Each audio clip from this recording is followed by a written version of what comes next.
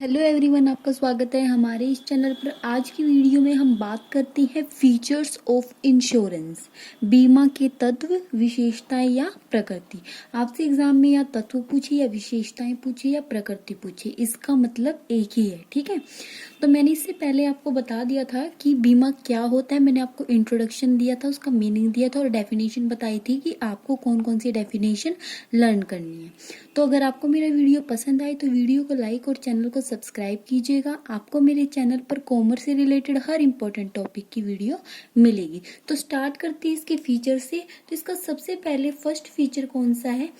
सहयोगी उपकरण, मतलब कोऑपरेटिव डिवाइस। जैसे कि घोष तथा अग्रवाल ने कहा है, बीमा एक सहयोगी प्रारूप है जिसमें एक व्यक्ति की हानि का भार उन सभी व्यक्तियों पर होता है जिन्होंने बीमा लिया है। यह ऐसे व्यक्तियों द्वारा बनाया गया कोषों का समूह है जिन्होंने अपना बीमा करवाया।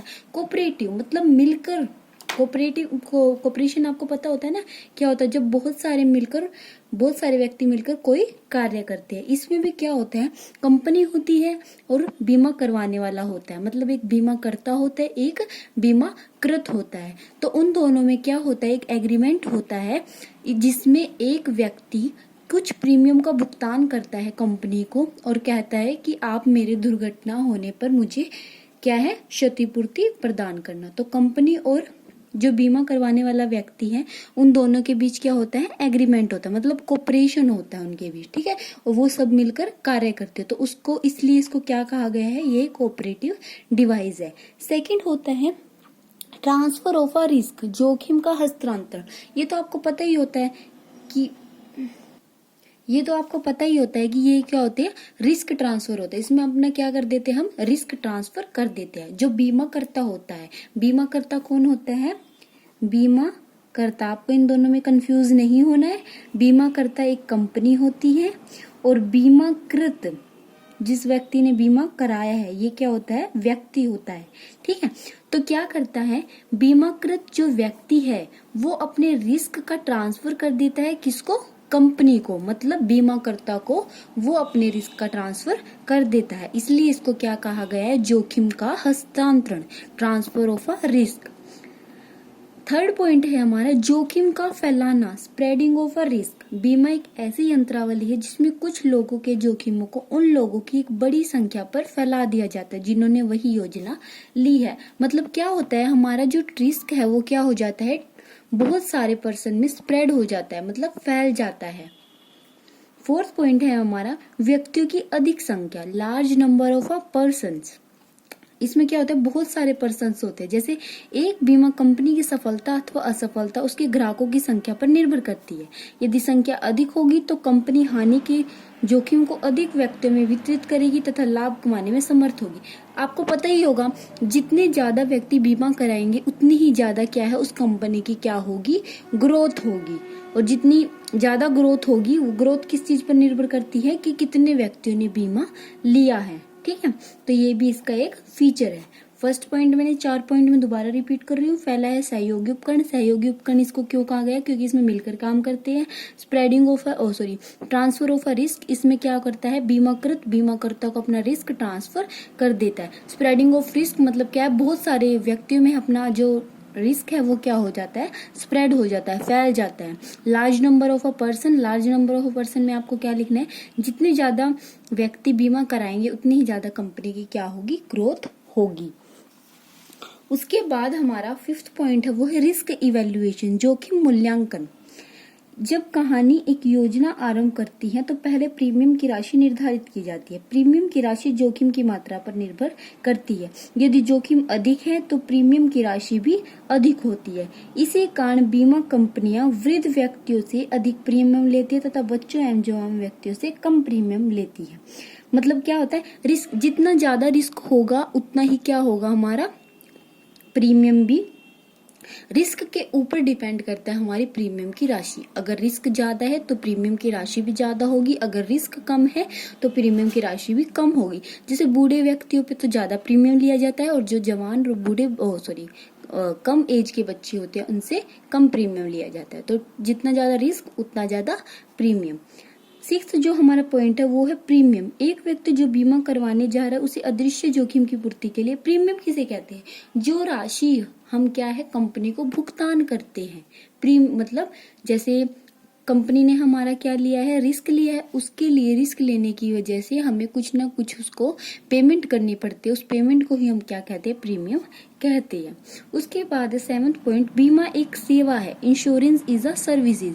बीमा एक सेवा है क्योंकि इसमें वास्तव में कुछ भी उत्पादन नहीं किया जाता और न ही किसी मूर्त वस्तु का आदान प्रदान किया जाता। इसको हम क्या है, ओनली एक सर्विस का कहेंगे, क्योंकि ना तो इसमें क्या होता है किसी भी चीज का हम प्रोडक्शन करते हैं, ना ही किसी वस्तु का आदान प्रदान करते हैं, मतलब वस्तु का भी ट्रांसफर नहीं करते और किसी वस्तु का प्रोडक्शन भी नहीं करते। ये सिर्फ एक सर्विस है। सर्विस क्यों है? क्योंकि ये कॉन्ट्रैक्ट होता है बीमाकृत और बीमाकर्ता के बीच में, तो इसलिए हम इसको क्या कहेंगे, एक सर्विस कहेंगे। उसके बाद है insurance is not a gamble. बीमा जुआ नहीं है। यद्यपि बीमा तथा जुआ देखने में एक समान है, परंतु ये दोनों भिन्न है। ये दोनों एक समान इसलिए लगते हैं क्योंकि दोनों में ही अनुबंध होता है, दोनों में ही जोखिम होता है तथा भुगतान कोषों में भी किया जाता है, लेकिन ये भिन्न है। क्यों भिन्न है, इसके रीजन दे रखे हैं। जुआ एक अवैध, जुआ की तो क्या है, इलीगल होती है, लेकिन बीमा क्या होता है, लीगल होता है। उसके बाद सेकंड है, जुए में सट्टे का जोखिम होता है, मतलब हम हार भी सकते हैं, हम जीत भी सकते हैं। जुए में क्या होता है, हार भी सकते हैं, हम जीत भी सकते हैं, जबकि बीमा में वास्तविक जोखिम होता है। वास्तविक मतलब असल में जो जोखिम होगा उसका हमें भुगतान जरूर मिलेगा, इसलिए क्या है, एक वास्तव में। थर्ड पॉइंट, एक जुआरी अनावश्यक जोखिम के लिए भुगतान करता है, मतलब उसको जुए पे पैसा वेस्ट नहीं करना चाहिए, क्योंकि उसको हार भी सकता है और जीत भी सकता है, वो उसके लिए क्या है, अनावश्यक जोखिम है। जबकि क्या है, बीमा क्या है, आवश्यक जोखिम है, क्योंकि कुछ ना कुछ दुर्घटना हो सकती है हमारे लिए, हमारे साथ जीवन में, इसलिए क्या है, एक आवश्यक जोखिम है। फोर्थ पॉइंट है, बीमा से वित्तीय जोखिमों के प्रति मन में शांति प्रकट होती है। बीमा करवाने से हमें शांति मिलती है कि हमने अपने रिस्क का क्या करा रखा है, बीमा करा रखा है, अगर कोई दुर्घटना होगी तो हमें क्या पेमेंट मिल जाएगी, जबकि जुए में मन की शांति नहीं होती। तो ये पॉइंट है 8। उसके बाद 9th पॉइंट जो हमारा आता है वो है insurance is not a charity. Charity नहीं है। चैरिटी क्या होता है, दान क्या होता है, आपको पता ही होगा। बीमा दान नहीं है। क्यों नहीं है? चैरिटी तो क्या होता है, दान क्या होता है, जैसे हमें मंदिर में दान दे दिया, मंदिर में दान देने से हमें कुछ वापस तो नहीं मिलेगा ना, तो दान तो वो होता है जिसके बदले में हमें कुछ नहीं मिलता, हम अपनी इच्छा से ही कोई ना कोई वस्तु या पैसा दान करते हैं, ठीक है। लेकिन बीमा में क्या होता है, बीमा दान नहीं है। बीमा क्या करते हैं, हम प्रीमियम का भुगतान करते हैं, उसके बदले में कंपनी हमारे रिस्क को ले लेती है और क्या होता है, क्षतिपूर्ति करती है। अगर हमें कोई दुर्घटना होती है तो उसकी क्षतिपूर्ति करती है, तो इसको हम क्या है, चैरिटी नहीं कह सकते। 10th जो हमारा पॉइंट है वो है कॉन्ट्रैक्ट ऑफ इंडेमनिटी, क्षतिपूर्ति का अनुबंध। वो तो पता ही आपको, क्षतिपूर्ति का अनुबंध होता है, अगर हमारी बाई चांस कोई भी दुर्घटना हुई तो हमें क्षतिपूर्ति कौन करती है, कंपनी करती है, बीमाकर्ता हमें भुगतान करती है। तो इसलिए क्या है, एक इंडेमनिटी मतलब क्षतिपूर्ति का भुगतान है। उसके बाद 11th पॉइंट अत्यंत सदविश्वास। यह परम मतलब सदविश्वास होना चाहिए, मतलब हमें गुड फेथ से ही बीमा कराना चाहिए। जो भी हम इंफॉर्मेशन कंपनी को दे रहे हैं वो राइट होनी चाहिए, बिल्कुल ठीक है। हमें किसी भी चीज को छुपाना नहीं चाहिए, ठीक है। तो ये हमारा क्या है, गुड फेथ। हम क्या है, विश्वास करके ही क्या करते हैं, बीमा कराते हैं, और बीमा करने वाली कंपनी भी विश्वास करके ही दूसरे व्यक्ति का बीमा करती है। 12th पॉइंट है बीमा अनुबंध एक सामान्य अनुबंध की भांति है।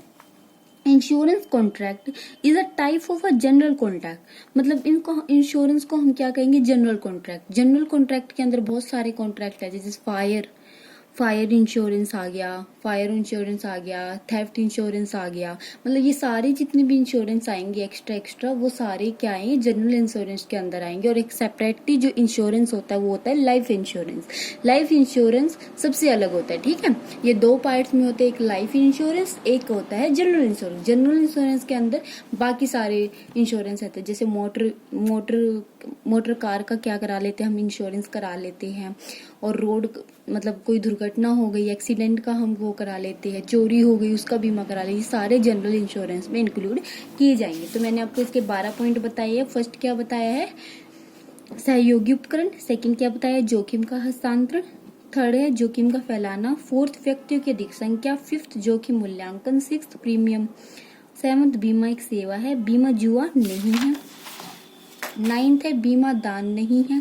10th है क्षतिपूर्ति का अनुबंध। 11th अत्यंत सदविश्वास। और क्या है ये, सामान्य अनुबंध है। ठीक, तो ये आपके 12 पॉइंट। अगर किसी पॉइंट में डाउट है या कोई टॉपिक आप एक्स्ट्रा और समझना चाहते हो किसी भी सब्जेक्ट का कॉमर्स से रिलेटेड, तो आप मुझे कमेंट बॉक्स में कमेंट कर सकते हैं। वीडियो पसंद आए तो वीडियो को लाइक और चैनल को सब्सक्राइब कीजिएगा। Thank you for watching my video.